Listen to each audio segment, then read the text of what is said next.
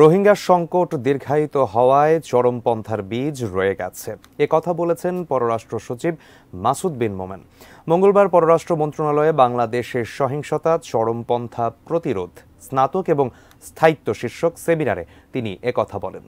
সচিব বলেন, প্রায় 10 বছর ধরে global community engagement and resilience fund GCREF এর সঙ্গে বাংলাদেশ কাজ করছে। দীর্ঘায়িত রোহিঙ্গা মানবিক পরিস্থিতি থেকে প্রতিবেশী মিয়ানমারের সঙ্গে একটি টেকসই সমাধান খুঁজে বের করা অমীমাংসিত রয়েছে। এটাই এখন সংকটের উৎস। তাই সহিংস চরমপন্থা সম্পূর্ণভাবে নির্মূল করা হয়েছে, এটা বলে বাংলাদেশ আত্মতৃপ্তি বোধ করবে না। পররাষ্ট্র সচিব বলেন, প্রধানমন্ত্রীর নির্দেশে সহিংস চরমপন্থার শিকড় উপড়ে দেওয়ার জন্য দেশের যুবক, নারী ও ধর্মীয় নেতাদের জড়িত করতে কার্যকর উপায় তৈরি করতে সক্ষম হয়েছে বাংলাদেশ।